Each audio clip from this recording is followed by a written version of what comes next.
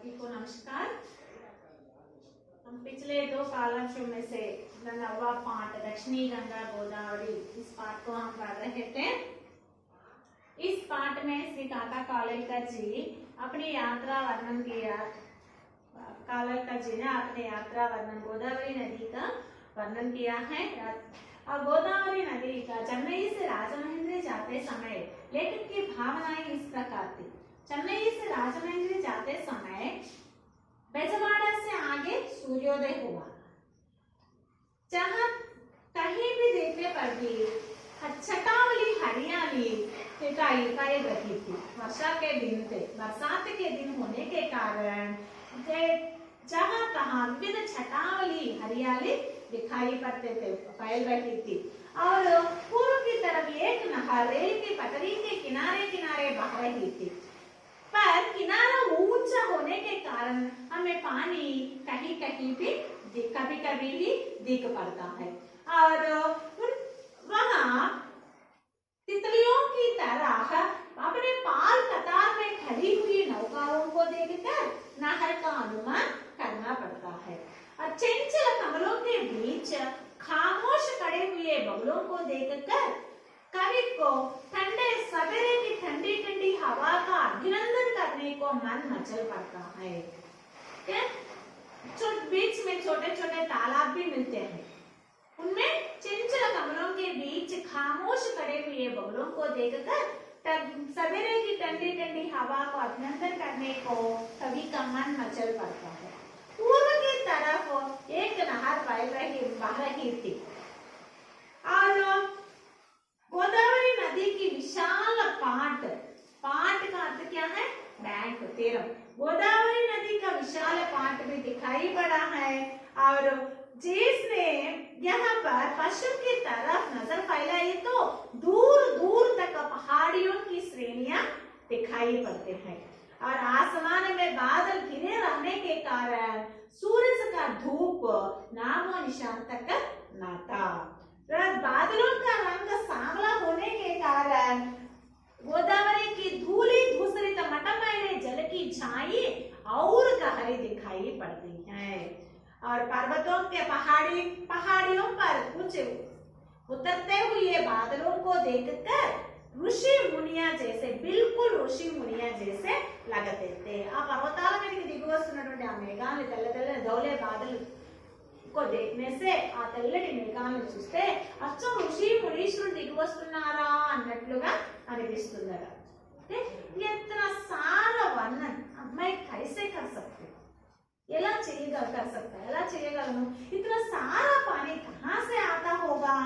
इंत water ఎక్కడి నుంచి వస్తూ ఉండవచ్చు? इस तरह कवि ने अपने मन की अनुभूतियों को इस प्रकार वर्णन किया। कवि తన మనసులో ఉన్నటువంటి అనుభూతులన్నిటినీ కూడా ఈ విధంగా మనకి వర్ణించారు। अब देखिए हम पेज नंबर 53।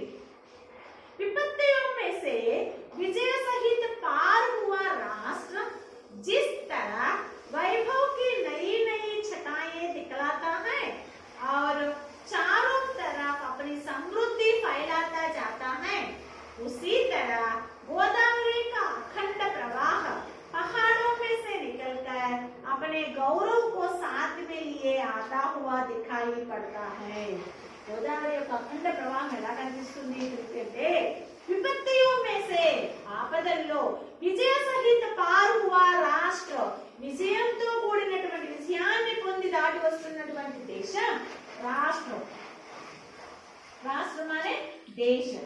ఆపదల్లో విజయాన్ని పొంది వస్తున్నటువంటి దేశం जिस तरह वैभव की नई नई छटाएं दिखलाता है, ఏ విధంగా తన విజయం యొక్క కొత్త వైభవాన్ని యొక్క కొత్త కొత్త కాంతులు చూపిస్తూ వస్తుందో, और चारों तरफ अपनी समृद्धि फैलाता जाता है, నాలుగు వైపులా కూడా తన సమృద్ధిని వ్యాపిస్తూ వెళ్తుందో, उसी तरह అదే విధంగా गोदावरी का अखंड प्रवाहों में से निकलकर, पहाड़ों में से निकलकर गोदावरी नदी యొక్క అఖండమైన ప్రవాహం పర్వతాల నుండి విడివడి अपने गौरव को साथ में लिए, తన గౌరవాన్ని వెంటబెట్టుకొని, आता हुआ दिखाई पड़ता है, వస్తూ ఉన్నట్లుగా కనిపిస్తుంది. ఏ విధంగా అయితే ఆపదల్లో నుంచి విజయాన్ని దాటుకుని ఆపదని దాటుకుని విజయాన్ని పొందినటువంటి దేశం తన యొక్క వైభవాన్ని చూపిస్తూ నాలుగు వైపులా తన సమృద్ధిని వ్యాపింపజేసుకుంటూ ముందుకు సాగిపోతుందో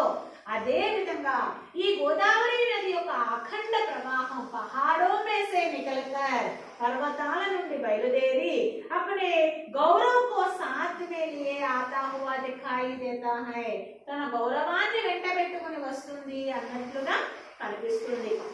छोटे बड़े जहाज तो नदी के बच्चे हैं, ఇక చిన్న పెద్ద పడవల ఓడలైతే ఆ నది యొక్క పిల్లలు.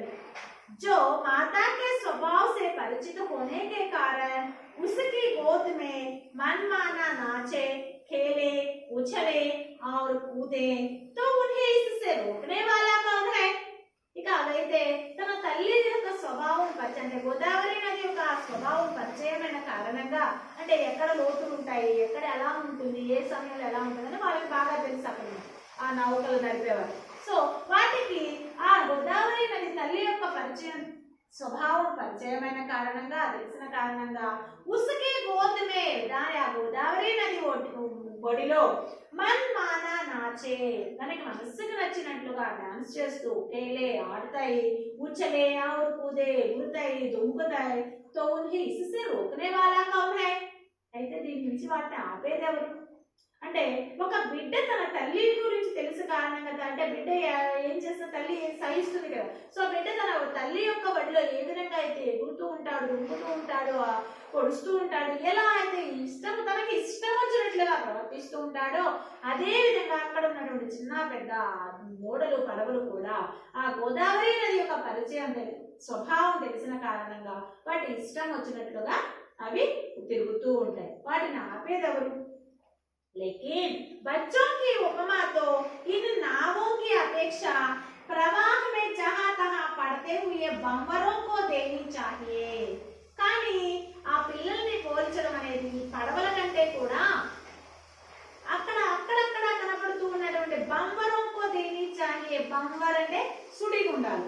అక్కడ నదిలో కనిపించేటువంటి సుడిగుండాలని పిల్లలతో పోల్చడం కరెక్ట్. ఆ నావల్ని పిల్లలతో పోల్చడం కన్నా సుడిగుండాల గోదావరి నదిలో కనిపించేటువంటి సుడిగుండాలని ఆ పిల్లలతో పోల్చడం కరెక్ట్. कुछ देर दिख पड़े, थोड़ी ही देर में भयानक तूफान का स्वांग रचा और एक ही पल में खिलखिलाकर हंस पड़े. కొంచెం సేపు అలా నెమ్మదిగా కనిపిస్తూ ఉంటాయి. थोड़ी ही देर में भयानक तूफान का स्वांग रचा, కొద్ది టైంలోనే భయంకరమైన తుఫాన్ని సృష్టిస్తూ ఉంటాయి. और एक ही पल में मतलब नेक्स्ट मिनट पल पल का अर्थ क्या है? क्षण.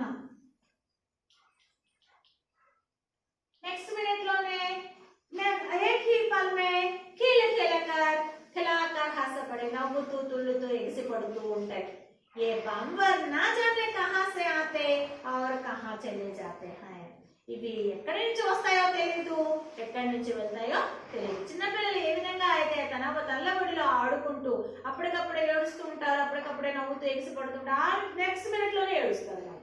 సో అదే విధంగా ఈ గోదావరి నదిలో ఉన్నటువంటి ఆ ఏర్పడినటువంటి ఆ బంబర్ ఆ సుడిగుండాలు కూడా కొంచెం సేపు అలా కాంగా ప్రశాంతంగా కనిపిస్తూ ఉంటాయి. నెక్స్ట్ మినిట్ లోనే భయంకరమైన తుఫాన్ని సృష్టిస్తూ ఉంటాయి. మళ్ళా కొద్ది క్షణాల్లోనే అవి నవ్వుతూ ఎగిసి పడుతూ తుల్లుతూ ఉంటాయి అన్నమాట. సో ఈ వన్నీ కూడా ఎక్కడి నుంచి వస్తాయో ఎక్కడికి వెళ్తాయో కూడా ఎవరికి తెలియదు. ऐसे लंबे चौड़े भारी पाट के दरमियान अगर टापू न हो तो इनकी कमी ही रह जाए. అలాంటి పొడవైన వెడల్పైన పెద్ద తీరం మధ్యలో కే దర్మియాన్ అంటే మిడిల్ ఆడి మధ్యలో అగర్ టాపు నా హోతో టాపు టాపు का अर्थ क्या है? ఐలాండ్, ద్వీపం. అంటే 4 సైడ్స్ వాటర్ ఉండి మిడిల్ లో ల్యాండ్ ఉంటుంది కదా, దాన్ని టాపు అంటాం, ఐలాండ్. ఇలా అంత వెడల్పు పొడవుగా ఉన్నటువంటి ఆ తీరం మధ్యలో ఒకవేళ టాపులు కనుక ద్వీప ఐలాండ్స్ కనుక లేకపోతే ఇనికి కమిహి రహజాయే, అది లోటుగానే ఉంటుంది. గోదావరి కే టాపు ప్రసిద్ధ హై. Important question also. గోదావరి కే టాపు ప్రసిద్ధ హై. ఇవి చాలా ఫేమస్. గోదావరి నది యొక్క ద్వీపాలు అనేవి ఐలాండ్స్ చాలా ఫేమస్. కై తో పురానే ధర్మ की तरह जहां के तहां स्थिर रूप होकर जमे हुए हैं. చాలా ద్వీపాలు అయితే పాత ధర్మం లాగానే ఎక్కడ ఉన్నవి అక్కడ స్థిరంగా వాటిలో ఎటువంటి మార్పు ఉండదు. అప్పుడు ఎలా ప్రాచీన కాలంలో ఎలా ఉందో ఇప్పుడు అలానే ఉంటాయి. అలాగే పాత ధర్మం లాగా ఎలా ఉన్నవి అలాగే స్థిర రూపాన్ని దాల్చి ఉంటాయి. कई एक कवि की प्रतिभा की तरह क्षण क्षण भर में स्थल की नवीनता उत्पन्न कर लेते और नया नया रूप ग्रहण करते हैं. చాలానేమో ఒక కవి యొక్క ప్రతిభలాగా క్షణ క్షణానికి వారి స్థల నవీనతని వారి స్థలాన్ని యొక్క కొత్తదాన్ని సంతరించుకుంటూ కొత్త కొత్త రూపాన్ని ధరిస్తూ ఉంటాయి. కొన్ని టాపులేమో కొన్ని ఐలాండ్స్ ఏమో పురాతన ధర్మం లాగానే అంటే ఎలా ఉన్నావో అలాగే అంతకుముందు ఎలా ఉన్నావో ఎప్పటికి అలాగే ఉండిపోయి ఉంటాయి. కొన్ని టాపులేమో కొన్ని ఐలాండ్స్ ఏమో ఒక కవి యొక్క ప్రతిభ లాగా ఒక కవి యొక్క టాలెంట్, ప్రతిభ అంటే టాలెంట్, ఒక కవి యొక్క ప్రతిభ లాగా క్షణ క్షణానికి వాటి స్థల నవీనతని కొత్తదనాన్ని సంతరించుకుంటూ నయా నయా రూపు గ్రహణ కర్తే హై, కొత్త కొత్త రూపాలని గ్రహిస్తూ ఉంటాయి.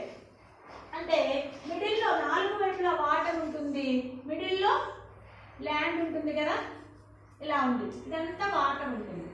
సో ఆ వాటర్ ఫ్లో ఫాస్ట్ గా వచ్చినప్పుడు ఏమవుతుంది, ఒక్కోసారి ఈ మట్టి అంతా కొట్టుకుపోతుంది ల్యాండ్. సో ఇది కొట్టుకెళ్ళి ఇంకెక్కడన్నా జారచ్చు, ఇక్కడ జారచ్చు, లేదా ఇక్కడ జారచ్చు, ఇక్కడ కొట్టుకెళ్ళి ఇక్కడ జారచ్చు. దానివల్ల ఏమవుతుంది, దీని ఆకారం అనేది చేంజ్ అవుతుంది కదా. సో అది ఒక కవి ప్రతిభలాగా క్షణ క్షణానికి దీన్ని కొత్త కొత్త దీని రూపాలని వేరువేరుగా మార్చుకుంటూ కొత్త కొత్త రూపాలని ధరిస్తూ, ఆ స్థలాన్ని మార్చుకుంటూ కొత్త కొత్త రూపాలని ధరిస్తూ ఉంటుంది అనమాట. కొన్ని టాపు కొంచెం ఏక పురాణ ధర్మకి తరహ, ఒక పాత ధర్మ మరదం లాగానే స్థిర హోక అలాగే స్థిరంగా అలాగే ఉండిపోతుంది. కొన్నేమో ఒక కవి ప్రతిభలాగా క్షణ క్షణానికి వాటి స్థల నవీనతను దాచుకుంటూ కొత్త కొత్త నయా నయా రూపుగా గ్రహణ కర్తే హై, కొత్త కొత్త రూపాలని సంతరించుకుంటూ ఉంటాయి. इन टापुओं में अनासक्त बगुलों को छोड़ और कौन रहने चाहिए. ఈ ద్వీపాల్లో ఆ అనాసక్తమైన కొంగల మినహాయించి ఎవరు ఉండగలరు, ఎవరు వెళ్ళగలరు? అక్కడ ఉండడానికి ఎవరైనా వెళ్తారా? అక్కడ ఉండేదన్నీ చెట్లు చేపలు అంతే కదా. సో అక్కడ అనాసక్తమైనటువంటి ఆ కొంగలు తప్పించి ఎవరు ఉండగలరు?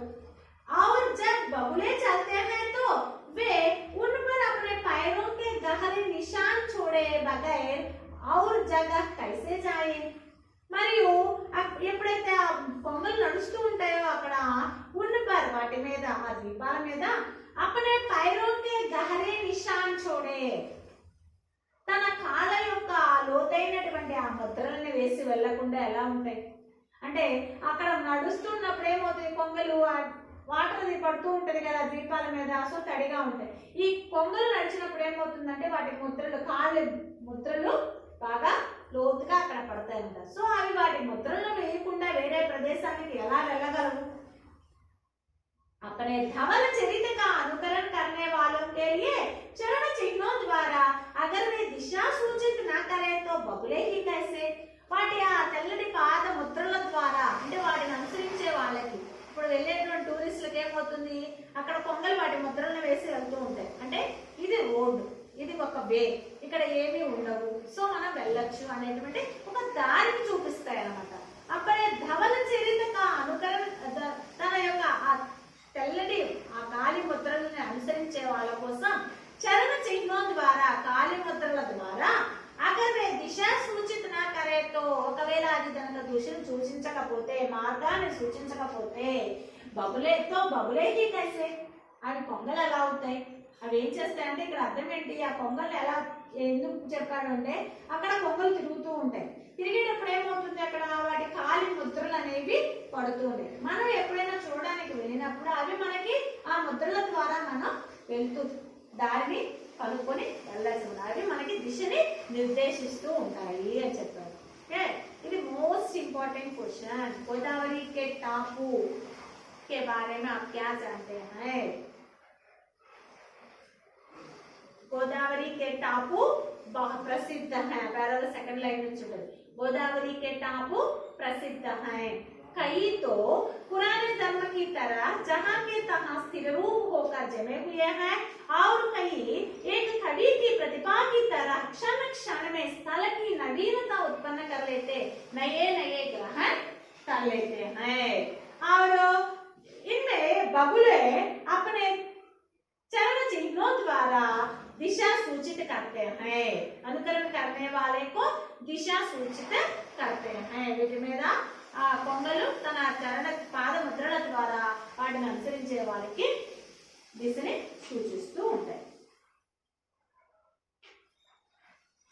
ఇంతవరకు చాలు ఈ రోజు లెసన్ మాత్రం ఏ రోజు లెసన్ ఆ రోజు నేర్చుకోవాలి. गोदावरी के टापू question most important question, 2 marks question, most important question. Godavari के टापू कैसे होते हैं? गोदावरी के टापू प्रसिद्ध हैं।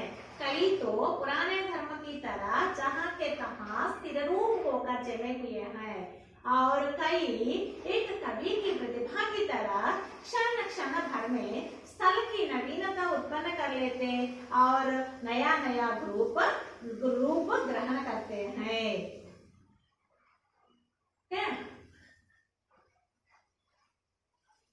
नेक्स्ट क्लास లో రిమైనింగ్ లెసన్ కంప్లీట్ చేసుకుందాం. ఓకే, ధన్యవాదాలు.